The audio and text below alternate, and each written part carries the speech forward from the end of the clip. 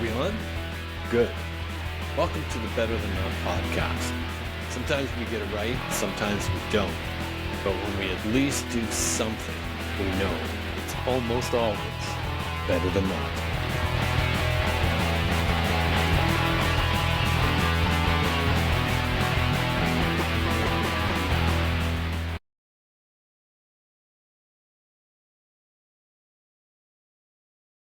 Hi there, and welcome to Better Than Not, the podcast that aims to capture shifting perspectives and thought-provoking ideas in conversation, while asking the question, is anything what it seems? Based on my series, A Changing Frame of Reference, which you can read on the Substack app, and I hope you will, as it might give you some insight into what the podcast is all about. Also hope you'll subscribe to my YouTube channel, Better Than Not, so I can continue to bring you great guests like I have today. I'm your host, Doug Gardam, and today it's a distinct pleasure to welcome Kristal Toews to the program, to Better Than Not. Hi, Kristal. Hey, glad to be here with you. I'm super glad that you've accepted this because it's, well, I'll explain that as we kind of talk about it. So Kristal's a mom, a wife, and she's the pastor of discipleship at Northview Community Church here in Abbotsford. This is the church I attend, although I attend the campus at Central Abbotsford, which you've heard me talk about numerous times.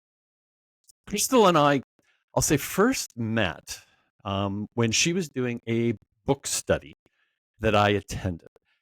And then following that, I was part of a study, and I'll say this, Kristal, I hope I say this right, but on human sexuality that Northview put together. And I found it a profound experience and incredibly well put together. And Kristal led that. And I thought, I've mentioned this a few times actually on the podcast, but if you have questions about it at all, I do kind of promote the Northview website to go and check it out, because it gives you background and gives you maybe some of the truths that you have questions on and can't quite figure out. That was the time. And then, as you've heard me mention many times on the podcast, I've attended these Bible studies at Northview. I've done Galatians, I've done Matthew, I've done Joshua, and now we're doing one that's quite big, doing the whole Bible, called Know Your God. It was when I found Kristal's group, and she leads that group, was responsible for putting those together. I had to have her a conversation on Better Than Not, and she's agreed to do that. So this is kind of a cool thing. But before we go, we'll probably go into a number of those things, Kristal, but what kind of prompted you to become a pastor? Because I went to school, obviously, but I only ever knew one person that became like a pastor, minister, and all that. And I'm always interested in, like, was it a calling? Was it a sudden thing? Did you always want to be a pastor? Like, how did that kind of start for you? Sure. Yeah, that's a great question. I get asked that a lot. So I actually envisioned myself as a high school English teacher. I loved English lit. I loved reading. So I went to University of the Fraser Valley after high school, and then transferred to Simon Fraser University, got a degree in English literature. I can tell. Yeah. It's actually come in more handy than I thought in terms of being a pastor and learning how to read the Bible. So I'll bet it has, because I love chatting with you on this stuff because you're so well read. Yeah, so we kind of in between finishing off my degree at SFU, and then I had applied for the teachers training program.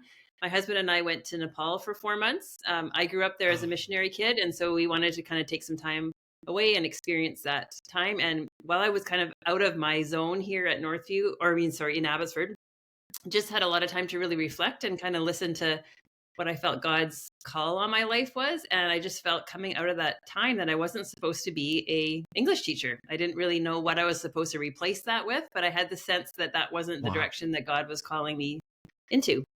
And so we went home. I finished off my degree. We decided to start a family. And while I was home with kids, there would just happen to be a woman who came from Wycliffe Bible Translators to the church that we were currently attending, which wasn't Northview, it was a different church in town. And she started a women's Bible study for people who are home, during the day. And I attended, started going. And she basically saw leadership potential and ability in me, and she asked me to kind of start helping her lead, and she encouraged me to take some training in terms of Bible stuff, and I just loved it. I was eating it up. And so she ended up going back to the mission field, and I kind of was left in charge of this group. And so for about 6 years, I did it as a volunteer, and just thought this might be something I always do as a volunteer. I love doing. There wasn't a position to be paid in that kind of role. Mhm. So I was working for my husband. He's a realtor in Abbotsford, and I just thought, we have different gifts, different personalities. I can help him in his business. I can do that on my own time as a mom, and I can just do what I love at the church. And then the real estate market crashed in 2007. For people who were around in those days, you might realize that everything crashed, Yes. and my husband's business just went through a real, like everybody's Oh, business, yep. went through a really hard season. And so I needed to find work. And we had just started attending Northview at the time because our boys were really involved in hockey, which took a Oh. lot of Sunday mornings. And my Oh, husband yeah. coached them. And so we thought, well, we'll go to Northview on Saturday nights. That enables us to be able to kind of do both things. And so my husband and I had just had the conversation that maybe I should start looking for a job because we couldn't exist on his, income alone. And we went to church that Saturday night, and there was a position at Northview in women's ministry. And I thought, well, Lord, You've shown me. where you're guiding and directing me. And so it was an administrative position. And so for me, I was a little bit, I want to be a teacher, but I'll just see what, where this guides me. And so started in administration in the women's ministry department. And Bev Peters, who was our pastor at the time, was somebody who was always, allowing people to kind of work beyond their job description. And so she allowed me to do a lot of kind of, trying out my wings in women's ministry stuff. And then when she ended up stepping away from the position, our current leaders at the time, our lead pastor and executive pastor, looked at me and said, like, we don't know what we're doing with this position. Why don't you hold the fort until we figure out what's going on? And then I just kind of kept holding the fort. Perfect. So I eventually got moved into it was a director of women for a year, and then the women's pastor. And then from that, it kind of evolved as we started kind of having men's stuff join in with what we were doing for women's. We just made it all under the umbrella of discipleship. And so along the way, what happened was, as I started as the admin assistant, is when I realized, I could actually, maybe this could be a career. And in order for me to do this work, I need to actually be trained. And so, like, academically, I'd been trained as a volunteer, but so Northview offered to pay for half of my master's degree. Basically, every course that I would do, once I completed the course, I gave them the bill, they reimbursed me half of it because I had to pass it first before they'd give me the money. They weren't going to upfront the money. So then I just did that over 10 years at Regent College in Vancouver. I would go in once a week and take a class one day a week and then be working full time. And so that kind of, it was a gradual call into ministry that was just affirmed by different people along the way, saying, we see this in you and we think God's calling you to it. And then different people coming alongside in terms of allowing me to get the training, and my husband being really supportive, allowing me to be in school and, busy and having my brain full, and my kids too. And so when I was doing that, my kids were high school age. And so we just kind of all did homework together in the evenings. I was doing homework, they were doing homework. And that was kind of our life for a lot of years. No, that's I did not know that at all. So that's kind of been a developing thing for a number of years for you. Yeah. Wow. So we did a couple of years before we had kids at our previous church. My husband and I took over for the youth pastor. A youth pastor had left, and so we took over. We were youth leaders. We kind of took over that pastoral role for about a year. And that's when I really realized I loved kind of that pastoral work. I wouldn't have necessarily seen that before, but then it didn't really transition into anything until later on when women's ministry became more my thing. So when you say that, because it's not like I'm kind of relating to this a lot, because it's like you said, like you couldn't get enough of this, right? Yeah. Because you started to do it. Yeah. When did it kind of occur to you, like this is kind of the answer? Like, how did you always kind of know it was the answer? Well, like when I started, like I said, leading this group at the other church that we were at, I just realized that I loved the prep. Like when you teach, when you need to prep to teach something, it can feel like drudgery, or it can feel like, oh, this is actually life-giving. And I was in the Word of God, and the Lord was, changing my heart and my mind and feeding me as I was prepping. And I thought, like, I love doing this. Like, and so it didn't feel like a chore. It felt like, something I had to do, and it was a responsibility, but it didn't feel like a chore. And so then I just realized, I remember talking to my grandfather, actually, because he was the one that was really influential in wanting me to be a teacher. Okay. He was an educator. He was the principal of Eden Christian College in Ontario, and then MEI. He had his master's degree. He taught at Trinity. And anyways, Oh, wow. Okay. he was disappointed when I chose not to be a teacher, because he saw that as like the great thing. And then I Yes. told him, like, I think I love teaching, but I think I love teaching the Bible. He was like, oh, Oh, well, yeah. that's really good. That works. Yeah. So the teaching thing was there. It just, the subject matter was different. Not teaching English lit, but teaching the scriptures. So And it's a significant teaching role, right? Like yeah. it's a pretty big deal because it's one of the things that I found that like especially with these studies that you've been so important in putting together. Like I just can't believe they're available to us. Like that's Mm, the part that it's like, and they're very thorough and mm, they're quite deep.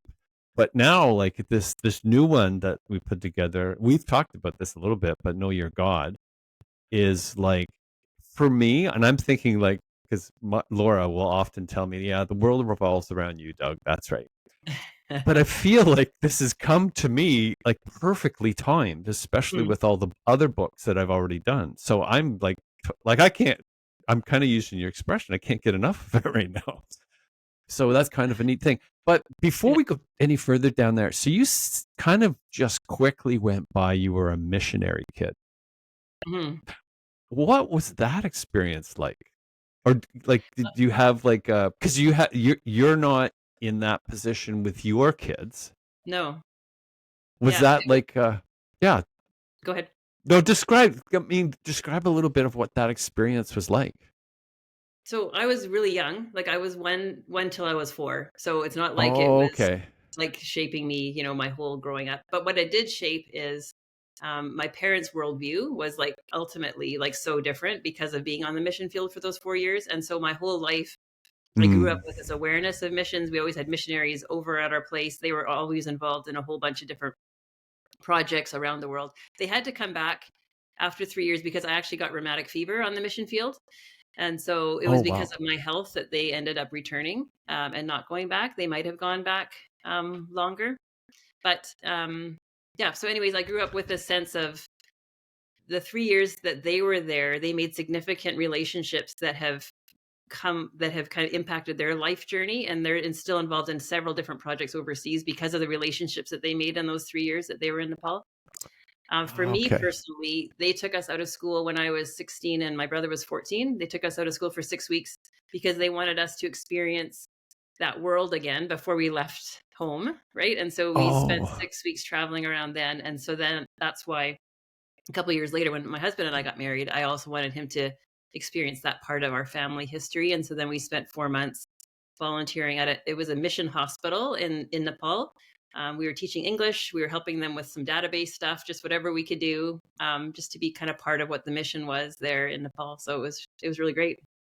so that like that gives you quite a foundation for dealing with in a when I say a worldly sense, the things that like because in many ways like I mean I traveled through business so that's kind of and that's not the same as living even though people like to say well I've been to Tokyo so I know what Japan's like Yeah. but it's like when you live like you said in Nepal it gives you a very different perspective of like because we live a pretty privileged life here in Canada like Mhm. no matter just living here period like Yeah. no matter what your station in life is it's kind of stunning what we are allowed to and get to do here. What Yeah. did you find that yourself, or was it kind of later that that began to kind of register that wow, this is kind of a neat foundation that I have? Well, I think like growing up, I appreciated the fact that my parents were much more just interested in lots of different things, right? Whereas some of my friends' parents weren't necessarily, like, their life was all Abbotsford or whatever, people that they'd always been with. So I appreciated growing up that was, part of their experience. And then definitely going there, like, especially as a 16-year-old, like, it was overwhelming. Especially like, so we spent a couple weeks in Nepal.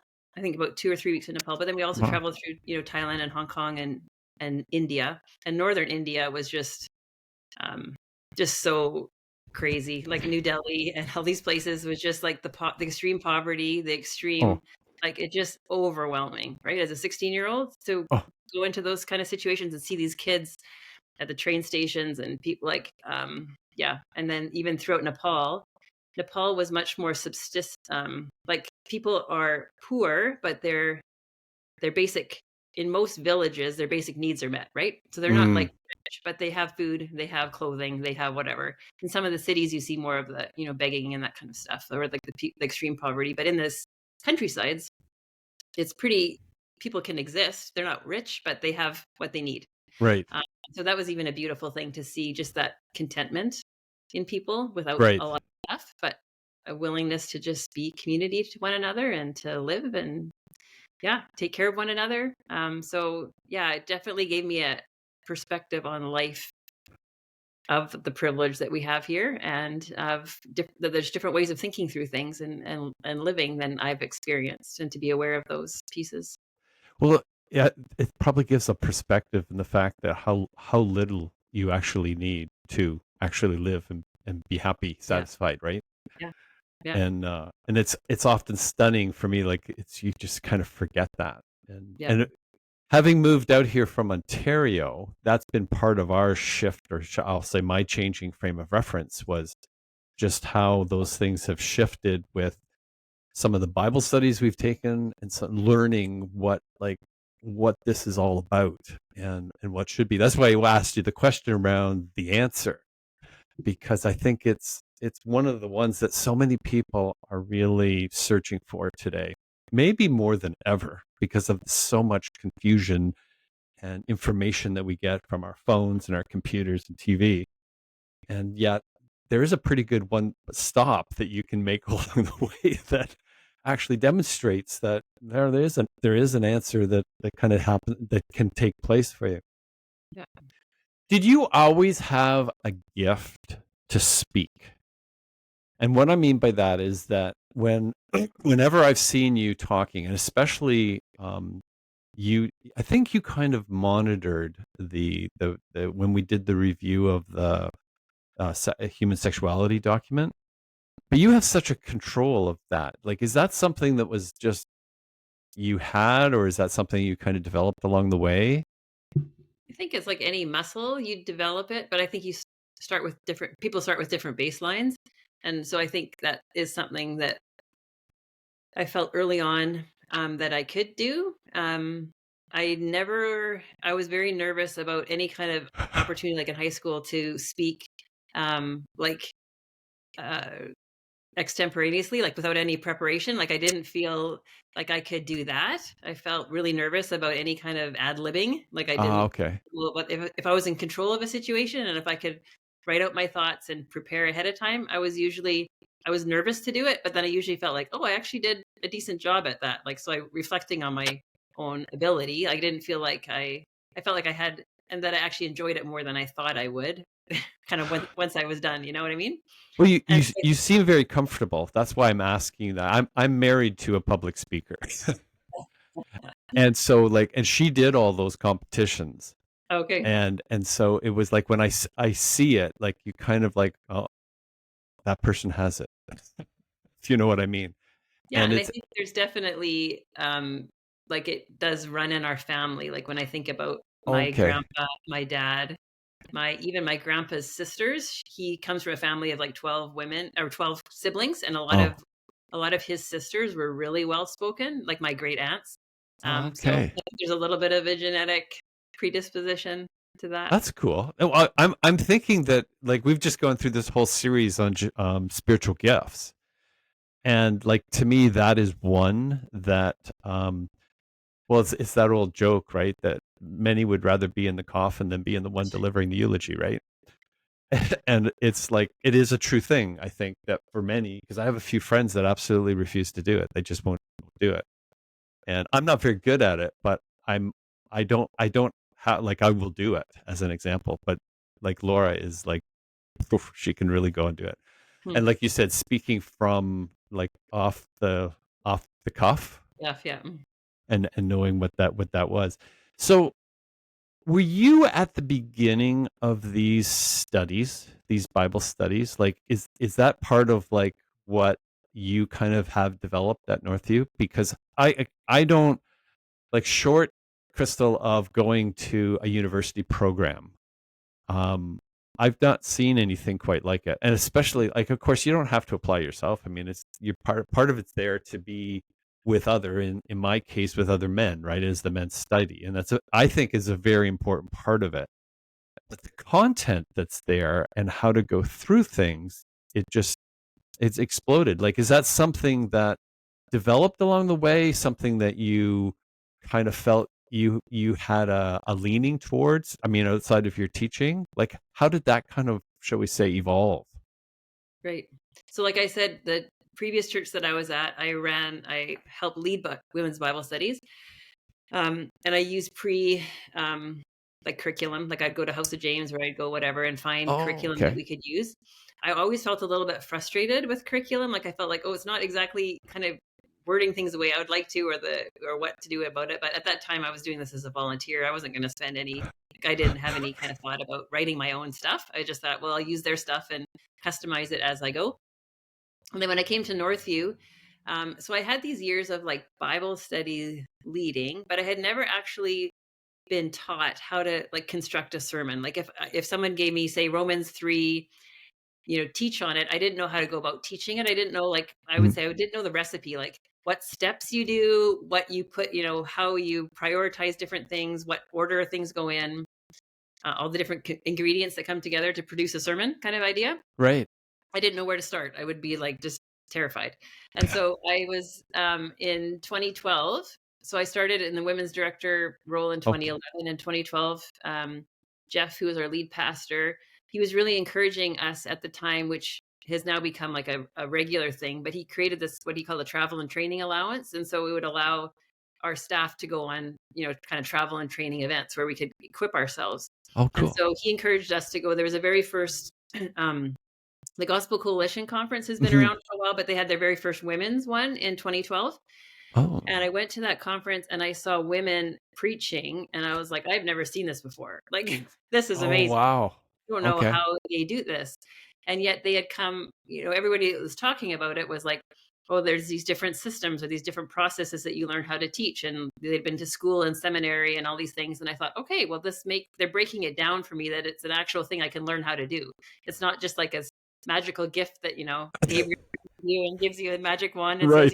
here, there's actually steps that you can learn. Right.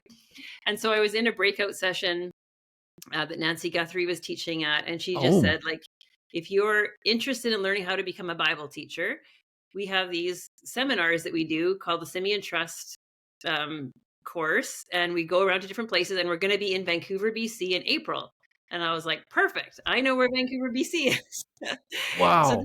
this was June 2012. And so I came home in June and I just signed up for that April 2013 conference. I was like, I'm in. I want to learn. I need to figure this out. And so I went to Wow. that April 2013 event and I got introduced to this process of just learning how to take a biblical text and break it down, how to find out like what is this text, what is it saying, what is it meaning, and that was really actually quite easy for me to do in the sense of it's like reading any text like an English literature class, right? Like how do Mhm. you understand what the author's trying to get at here? Yeah. But then the new pieces were like, how do you understand this story in light of the whole biblical story? How do you understand this story in terms of how it relates to the gospel, like the story of Jesus's life, death, and resurrection, which is the climax of the biblical story? And then after you kind of figure those things out, how then do we understand how it should inform our lives and our thoughts and our actions, right? And so they brought me through this process, and I was like, oh, I can understand these steps. I can understand the recipe. I can understand, Oh, how wow. this can help you get from like the text to what we should do with it today, right? Which is that whole kind of model.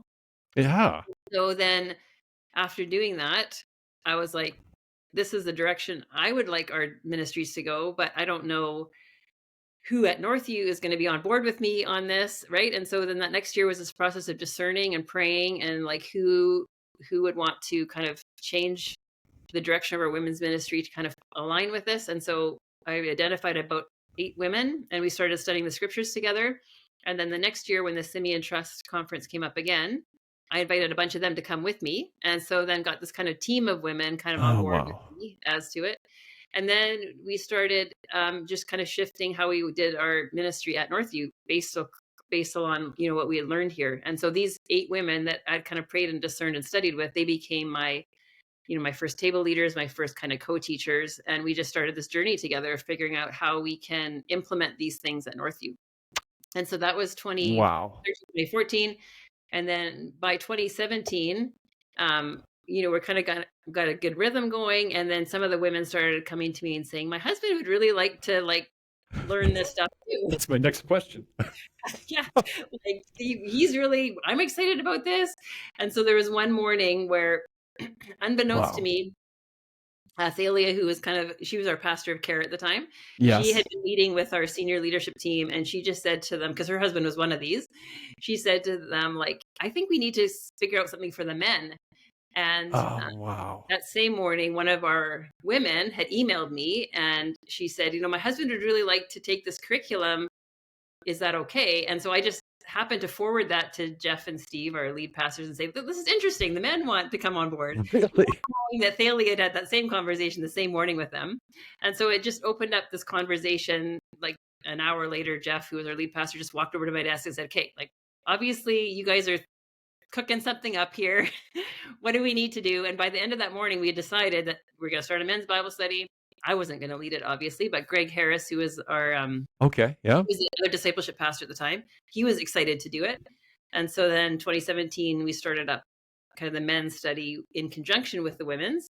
And then just since then, it's just become like a growing partnership of doing the same thing together and co-writing them together, and just developing writing teams where the men and women together, will, like last year when we did the book of Joshua, there was Yeah.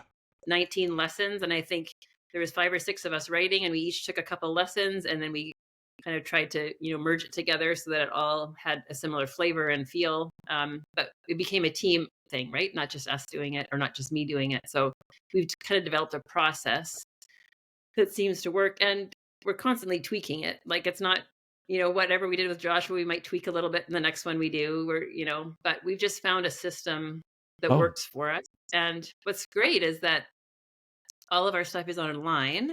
And so we have, I had a church in Southern Washington email me this summer and say, we came across your study in whatever it was. I can't remember. I think it was Matthew.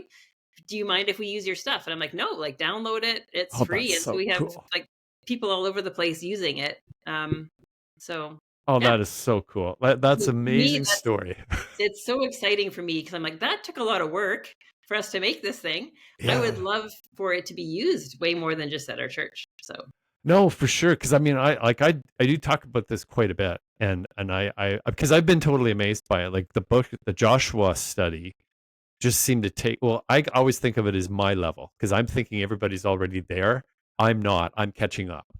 mm, And I just found even how like the Jericho story, like there's just so many things in there that, like, one of the ones I joke about a lot is the fact of the lack of a battle strategy for mm, Jericho. Like, okay, let's circumcise all the soldiers. Okay, well that's a great battle strategy, right? Like, let's cut off one of their arms. And then the next one is like, we're going to march around the walls, right? And then we're going to blow trumpets. And you're kind of going like what kind of strategy is that? yeah. And so all of that I kind of found very profound. So it's like such a cool thing. But what I'm finding amazing hearing your story is your pathway was just kind of opened for you. Yeah. Like, Yeah. who knew you would go to Gospel Coalition and get all this? I know. I mean, that's the amazing thing, is you look back on your life and you see how God directed you in ways you weren't even aware he was directing you, right? I just think that was his providence Well, directing me to what I needed to learn and know. And yeah, and and it you, put me in contact with a whole bunch of people oh as a yeah. result of that are my ministry partners now. And so, Well, you mentioned Nancy Guthrie. mhm. And so Laura went to one of the things and picked up one of her books. So like it's like, oh my goodness, man, all these people, all these teachers, what a connection there is. It Yeah. And the floors funny, me. yeah, the neat thing there is, it had actually, we had a kind of a Christmas event with a bunch of my women leaders. And I was just reflecting to them, how grateful I was looking back that a certain, some of these milestones, like that I had been at that Nancy Guthrie event and that she had recommended the Simeon Trust course. And so I ended up just on a whim, thought, well, I should tell Nancy Guthrie that she impacted my life that way. Yeah, for sure. So I sent an email and I didn't expect ever to get a reply from it. I just thought I'll just send this. And then like 2 days later, she emailed and she said, this is amazing. Like, thanks for telling me this. Can I come to your church? And so then she ended up coming to Northview a year or so later, just as a result of me sending a little thank you letter and saying you impacted my life. So Interesting, because Laura went to that. That's where she Mhm. picked the book up, right? And so it Yep. was like, well, I mean, one of the things that I talk now about, and because there's a lot of things that come up about community and connection, and people, like I said, looking for an answer, right?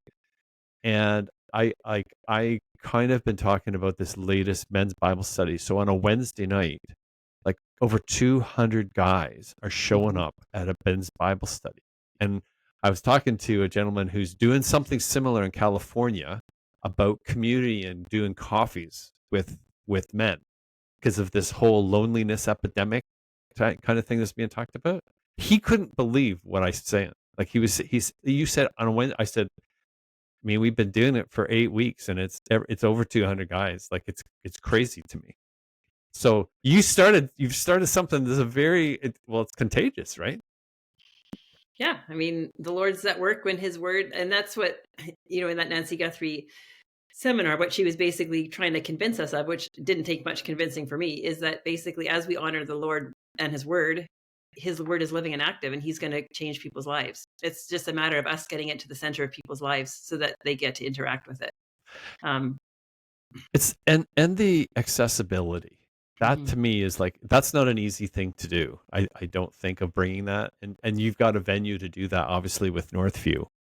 And it's just like because that was going to be kind of one of the next things I wanted to ask you about was what so attracted us, and in particular me, because I wasn't going to church when we came here, and I couldn't believe the attention to Scripture. That's Mm. the part that I like. You'll laugh at this, but I had started in this whole journey, and I saw the Bible series by Mark Burnett and Roma Downey, and like the dramatization of certain things, like the Abraham story. Like, wow, that's really messed up. Yeah, Doug, it is really messed up. It's still messed up. And it was like kind of going, and I hear Jordan Peterson talk about the Bible has a plot. Mm. So he was the first person that I heard that from. And that's right at the beginning of Know Your God, right? It says it right there. I'd never heard that before, Kristal. Like, it was like, really? Maybe I should read this because I'd only kind of ever seen it as quotes and kind of different parts, like gospel, epistle, and things like that.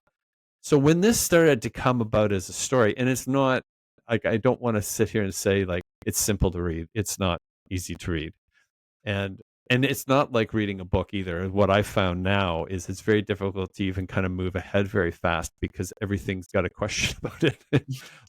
like every verse you're kind of reading is like it seems to have infinite depth up and down to it. Mm. And well, that slows a person down when you're reading it. And but that was the thing, like that remaining. And so you recently did a presentation on this with Know Your God. And that was one of the questions I had, and comes back to how you stay attention because it seems every week there's another bunch of books that come out, and people like to gravitate to this new stuff so quick, right? Like it's just like, oh, this is a new idea, and it's how is it that do you think Northview has been able to maintain this go to scripture, so to speak, like because I mean Northview's been around for 40 years. You just went through the last 12, and I'm relatively new, and the attention to scripture hasn't seeming to waver at all. Like, and when you look around at many denominations, it's wavering. So I'm just questioning, like, what do you think is that secret sauce for other than God? Like,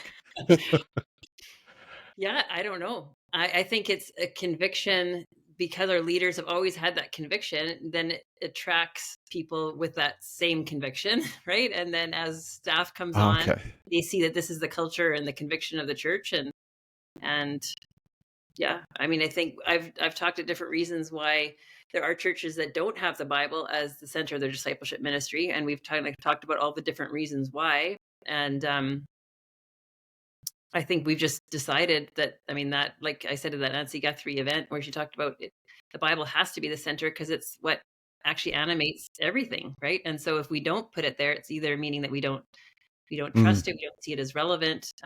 We think that our words are more important than God's word. Like we want to just talk, our mm. thoughts on something rather than what God has to say to something. So I think just having this conviction that actually what people need is God's word more than our words, that his word is living and active, that Yep. he knows, has greater wisdom than us. That conviction is something we act on, and then we see it being um, like there being fruit to it. Like you said, 240 guys are coming out Yeah. because they're not listening to what Eric has to say about something, or what Luke Gatlamaki has to, or like some of Yes. our pastors who are great people, but they're not coming out to hear what they have to say. They're coming out to hear what the Bible has to say. And Luke and Eric and others are helping you understand that, right? But Yep. it's the Bible's the word of God is the center, and what God's saying about a situation and about himself, which is what the Know Your God study is about, basically like understanding how God reveals himself, Right. uh, And I think is I think when all. you say Yeah. that, Crystal, you kind of tweak something in my head is that we're in our like secular world, um, we see us as being the ones in charge. Hmm. And that's probably key about it. Like I go back to you probably heard of Malcolm Muggeridge. Hmm. You know that name? And like I Yep. use one of his quotes all the time because I always think is when you think the human race is in charge, so that everything that's going to happen, the human race is in charge of, and yet we had nothing to do with actually getting here. Like that's the part. Like so, how do you not see this? Interesting, very very interesting. So Yeah. I gotta like I'm watching the time here too because I know you have a stop and I don't want to miss that. But um, when you mentioned English literature, and I caught you one day and you're saying you had City of God by Augustine, and I'm always interested to know from from yourselves is like what are some of the I'll say the outside of the Bible. So the Bible can't be because it's central to them all. But of books that you've gone through have been like impactful to you that you can recall and in like over time that it really made like that made me really change how I thought. Yeah. So when I think about like a teenager, I was introduced to a woman named Catherine Marshall as a teenager, who was a person who was she was a wife of Peter Marshall, who was kind of one of the big preachers in Washington, D.C. in the early, I don't know when that would have been, 40s, 50s, Okay. 1900s. Okay. And so, anyways, reading her books, she was the first person that I heard, like first woman that I heard really talking about spiritual things and leading kind of in a guy in a really thoughtful way. And so I read all of her books as a teenager, and that would just encourage me to see, a woman leading in that kind of a setting, not formally, but as an author. In terms of books that have been really influential to me as a pastor, knowing God, like J.I. Packer's works for sure have been like super Okay. influential. So knowing God was such a big book for me. I read it early in my, like probably in 2011, in terms of setting a foundational kind of theology Hmm. for me. And it's been so accessible for me. I've used it with so many other different groups of women and people that kind of want to know their God better. So that was really good. And then his Evangelism and the Sovereignty of God is also just a really good book. So his thinking, everything I've read by J.I. Packer is just so logical. He breaks it down Oh. for the everyday person. Like he's brilliant. I mean, he's not Oh alive wow. anymore, but so brilliant. But his passion, people would always get angry with him because they wanted him to write, some academic, systematic, scholarly theology. And he was like, no, my passion is for the local church. My passion is for the people in the pews. I want them to know their God, right? And so everything he wrote was for the church. And I like despite that. the fact that he had PhDs, out the window and all kinds of knowledge and expertise, his passion was for the church. So I'd say he would be super like influential in terms of shaping my theology. Interesting. In terms of my own English literature love, I loved like the Jane Austen kind of time. Oh, really? That was Okay. what I really You go enjoyed reading. to. Yeah, Jane Austen, George Eliot, those kind of people. Okay. Okay. Yeah, Interesting. Wow. yeah. But yeah, Have I like a wide variety. If you look at my bookshelf, it's a wide variety of authors that I kind of. it's interesting because when you mentioned Packer and how he described things and wouldn't go to like the complicated, I kind of almost put that into like the postmodern thought. And what I say, and it's one of the things that I've been thinking about, like even with Jordan Peterson, is this whole idea that it's almost like the postmodern thought makes things that are complicated even more complicated. Mm, Because it asks more questions, right? mhm, And then someone will ask me something like, so why is Tim Keller so accessible? Or like a C.S. Lewis, right? yeah. And I kind of think of something that Ezra said about um, this was in his spiritual warfare course. And he said that every story in the Bible is about God. So if you're telling a story about the Bible or using it, which Peterson does often, but you don't use God in the story, you can't bring a closure to the story. You can't Mm, bring a simplification to the story. And I think it's interesting that, and we have this Bible as an example for us to look at, to evaluate, and it's been there for thousands of years. And it's like this is what we need to do, and it's almost like our world. And I'd like to get a comment on this actually. Is because of this making the complex more complicated, mm, it's kind of led us to no answers. Like we're left hanging all the time. And yet we are I think a species that likes that, like that closure. Like you like how a story comes together and finishes rather than, and if you're in the other, which I can, like, that's why Peterson is attractive to me, because I get so many threads to chase down, and then of course they all come back to like some kind of biblical truth, but that's not what was told to us. It was just their threads, right? yeah.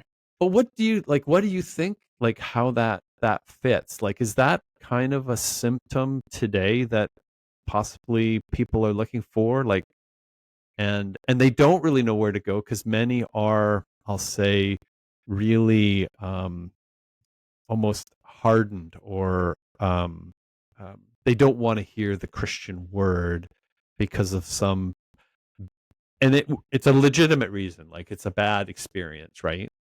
And yet they're not looking. They're still trying to find that, and then they go and they're disappointed because they didn't get the answer where they went. What's your thinking on something like that? Because you're so well versed in the word to me.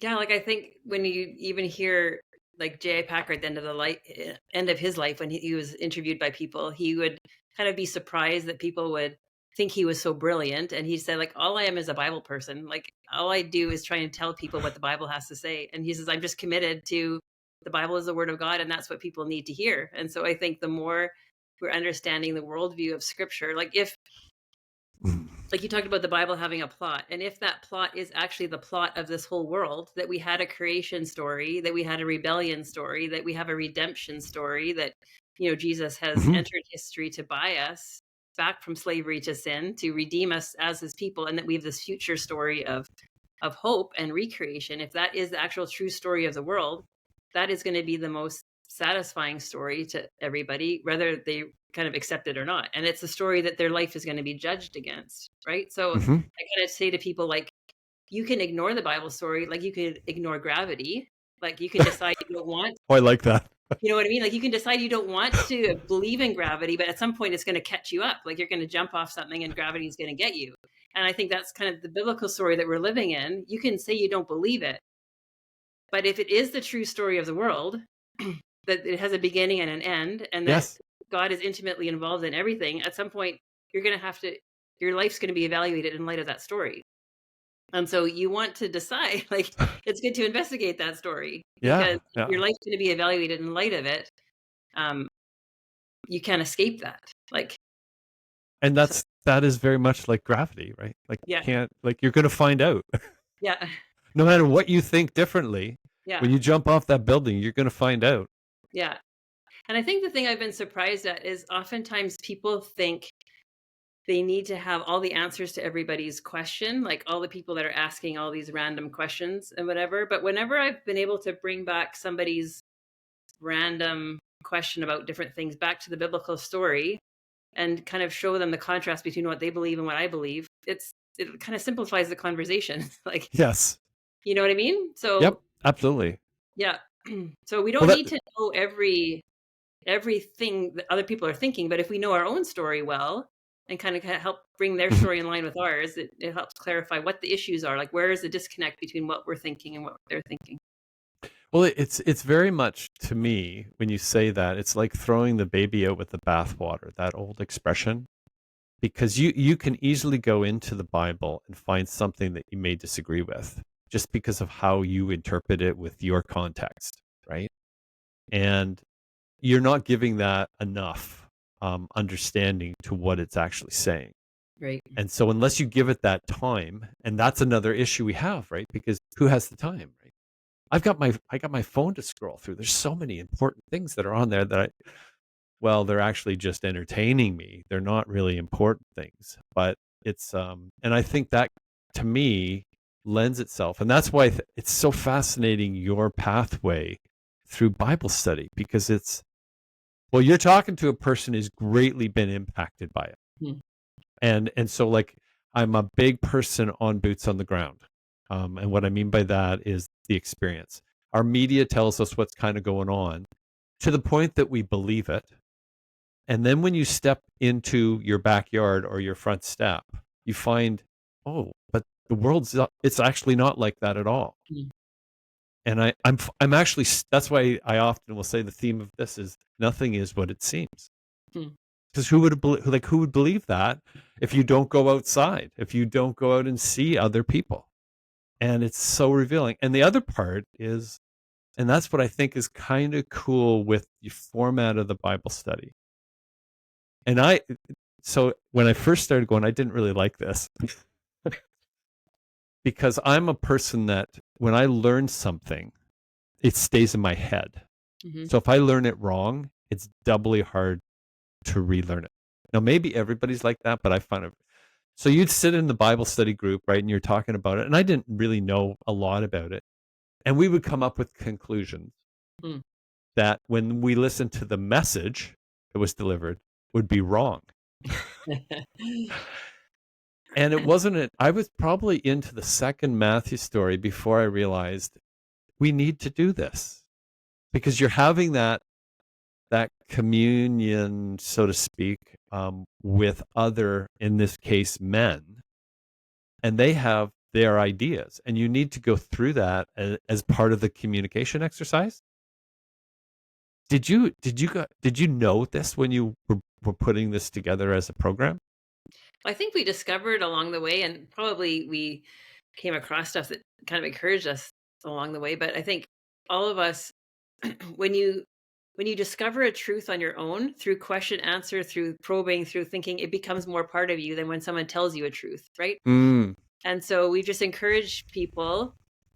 We even encourage our table leaders, like, don't give people the answers, like, because when they come to the answer, learn how to ask good questions so that they can come to the answer on their own. Because as the Spirit opens your eyes to understand it, as you meditate on it, as you think on it, it becomes part of who you are, and it's a deeper answer. So you could come to Bible study, like we could have chosen that we would come together and whoever was standing up front would just tell you what to understand about that passage, but you would leave and it wouldn't have changed you to the same degree. It wouldn't have influenced your thinking to the same degree. It's that kind of trial and error of working something out that actually changes you. And causes you to remember it. Exactly. It's, And that the Spirit uses to, like, change your heart and your mind about things. Well, And that push and pull with other believers too, right? Of like saying, I think this, and no, I think that, or adding to each other's, like, we learn so much more from each other than we would just from the person from the front too, right? isn't that the truth though? Yeah. Like it's well, I'm kind of blown away like by just how badly we need one another. That Mm-hmm. took me a long time in life to actually understand that. I think the pandemic demonstrated it, but it demonstrated us moving out here because we didn't know anyone when we first moved. Mm. And I know being alone's not good. Like we all need our own space time. I get that. Yeah. But being alone all the time, Mm-hmm. it changes or it bothers, it affects your mind, right? And like I knew that for many, many years. But and I'll tell you the first Bible study I went to, I was so close to leaving because there was so many people there. Mm. Like it kind of blew my mind. So the women's Bible study's bigger than that, right? Like you have even more women at the Bible study. Yeah. So the difference is that all of you, like for the men right now, most of you meet in center court, like in the room Yes. around tables, right? Yes, So absolutely. that's how we started. And then during the pandemic, because we had to be in all these separate spaces because of these rules, Yes. we started putting people in different classrooms. And what we found is that the people actually were able to hear each other better in smaller spaces. Yes. And Yes, so that's right a big deal. now, yeah. So now what we do is we meet in smaller classrooms for the first hour and a quarter, and then we come back to whatever large group area is for our main teaching. So it Okay. wouldn't be as intimidating for somebody walking in because their initial experience would be that first 12 or 15 people or whatever for the first hour and a half. And then when they join the big group, they're still joining in a couple hundred people. Okay. That's not your, you're not Initial. walking to a big group of, yeah, Well, of it. I was gonna say this is how like God works in mysterious ways because it's like it's now like I really feel gone when I miss. Hmm. And I never miss now. But it's like one of those things that has just become like you got to know this. What's also difficult, and you can comment on this as well, is it's affected me on my other reading. Mm. Like just trying to find the time to do the other reading. Like it's like, no, but I still need to get over there first, right? It's like, is that something you've heard? Like that it's just like if I don't understand this big book here, like what's the purpose then? Like that's kind of how I feel now. Now I will say I haven't finished on your books, by the way. So I'd like to come back a little bit to more recent books, but I'm reading Tom Holland's book right now, Mm. Dominion. I think I Hmm. might have mentioned that to you. Yeah, you did mention that. Yeah. It's going to sit on my shelf, and it's now part that I kind of use for even looking at the history of Christianity, because it's like it's been here for 2,000 years, right? There's a lot of stuff that's gone on in those 2,000 years outside of just Martin Luther, right? Yeah. And for somehow or other, he's been able to capture that like in a 600 or 700 page book. But I use that for going back and forth when I pick up something. Because you mentioned about reading Augustine's City of God, right? Mm. And which I would like to read, but I don't know that I would get through it because I'd have to go back to the Bible.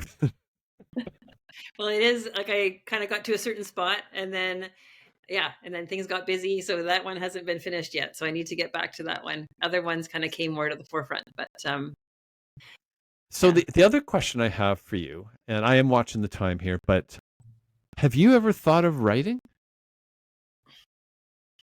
Yeah, like I a have. book? I mean, like Yeah. So that was initially when I started at Northview, was kind of, I saw writing as being a more of my gifting than speaking. And I kind of envisioned always, potentially being a writer. And maybe that was because of my, Catherine Marshall High School kind of like okay, having somebody influence me a lot by writing. So initially that was kind of where I thought my ministry would be more writing. And so, and initially I did like a weekly blog and all these kind of things oh, because you that's did. kind of yeah, that was where my heart was and my, um, yeah, interest was. I think just over time, I've become more and more involved in teaching. But I could see myself writing at some point. Yeah, I mean that right now the curriculum is kind of my writing focus. Right. Which So takes a lot of time. It has takes a to. lot of time. Yeah. So I am writing, but I'm not writing books. Yeah. So Well, the I don't. reason why I'm asking you that is because the document I talked about earlier on I think I'm entitling it right, human sexuality. I'm not sure that's the right title, but I think that's kind of what it speaks to. But part of why I was so impressed with that is that it it it wasn't just a surface like explanation or this is what it is. It kind of was able to connect like why you feel the way you feel. Like why do you why does this make you feel uncomfortable? And then citing like parts of scripture that able were able to help you to better understand that, which is always a problem, right? Because it's always trying to find out the one that part that's kind of explaining what you want because there's so much. And that's why I thought, I don't think I've ever asked you that question, but I think like I wonder what it would be interesting to see what you would come up with. But that's not a project on level right now. It's not right away. So no, maybe when I retire. So we've gone through a number of things. Intrigued with your background, and what experiences. I'm blown away by how this whole Bible study started. I did not know that. So like it's a credit to you, man. Way to go. You have a follower for sure with regards to, and there's many more. Like I said, I've been shocked in the this year in particular just how many has been regular showing up. Like it's Yeah, been that's good. as far as men goes, it's very very neat that way. So any other I was going to say I was going to suggest for a person that is having those questions, they're looking for an answer. And I'm sure you have lots of people that come to you like this, just because of the role that you play even in the community. But what kind of things, if someone is searching and they come and say like Kristal, what do I do? Like, do you have any things that like comments that you kind of make or that help people to like well, here's an example. So we just went through Corinthians 2:14, which is a difficult. This is another thing that I really like about Northview, by the way, is there's no ignoring the tough passages. And someone come to you and say, like, what it's saying there, Kristal, like, how am I supposed to understand this as a gift? And when I'm saying that in particular, in 14, they talk about they've gone through um, speaking with tongues and prophecies, and then Paul writes something about women not talking, and it's like when someone like that's an honest question, right? Like Totally. and there's tons of them, right? Like whether you talk about this is why the sexuality document is so good because you talk about the same sex like couples, right? Like and things like that are tough in our world today of secular world and acceptance. But if you don't read anything that gives you kind of a setting for where it is, you won't know because you don't find it. When people have those questions, Kristal, how do you go about like helping them with that or kind of going through that? Because it's yeah, it's one of those things that to me comes up a lot, and as pastors, you have to deal with them a lot. How do you go about helping a person get through that type of question, or why is this part like so brutal in the Old Testament? Yeah, I think it like those kind of things, it's you can't just pull some or push someone to a resource or give them something to read necessarily. I Mm, think it's more unpacking your own journey with how you kind of come to an understanding of that yourself and the steps that you took, like that I took to kind of come to an understanding of it, and then kind of after that, maybe pointing them in a direction. But like so, something like the passage about women being silent, like I'd kind of unpack with them like what are all the emotions and stuff and what are you thinking about like when you have a problem with that, why, like what are the issues, and then thinking through, well basically, the core would be that, well, God doesn't value women.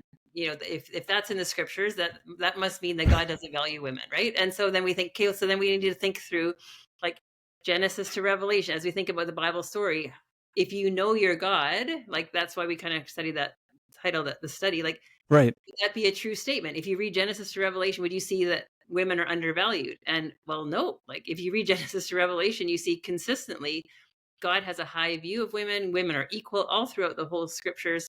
Yeah. Never a sense within the scriptures that God has a lesser value. I mean, Genesis 1:27-28, God made man and, people in his image, male and female, he made them. And so like right away there's this equality and this value of women. And so, that can't be the answer.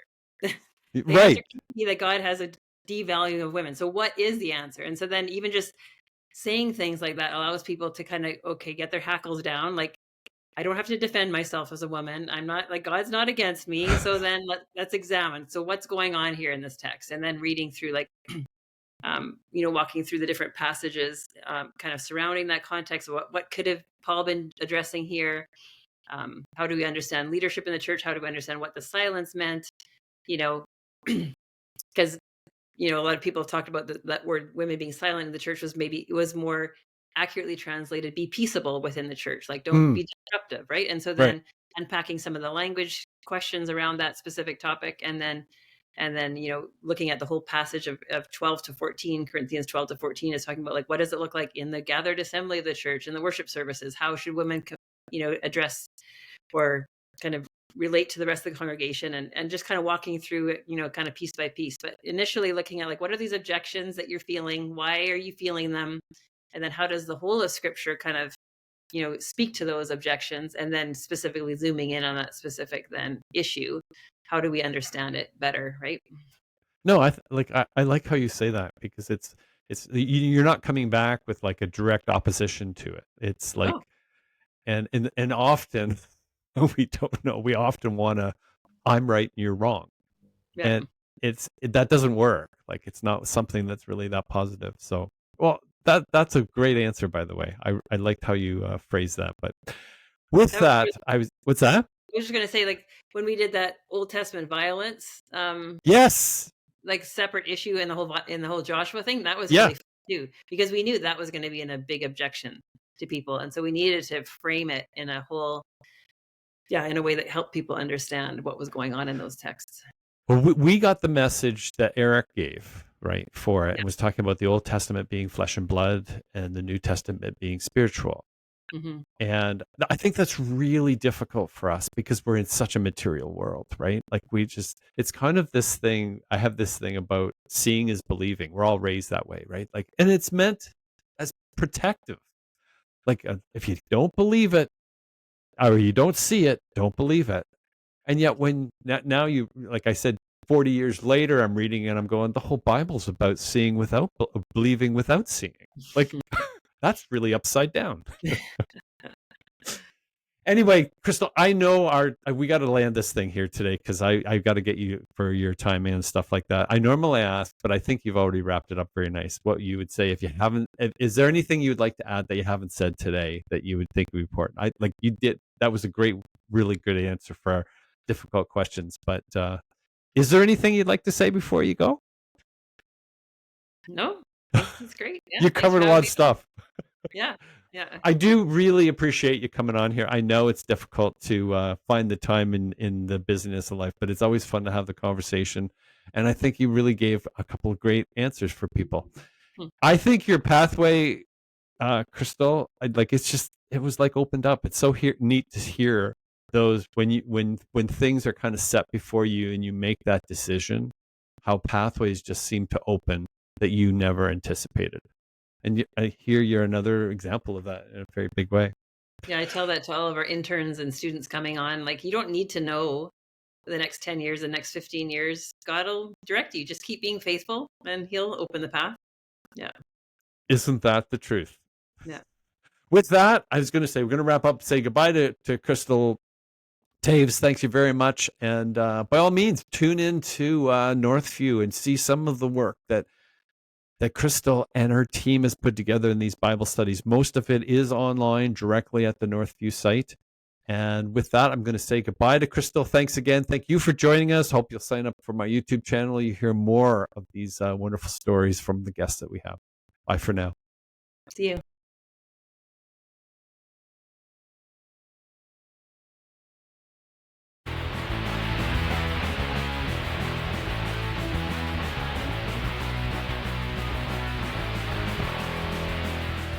Are we on? Good. Welcome to the Better Than Not podcast. Sometimes we get it right, sometimes we don't.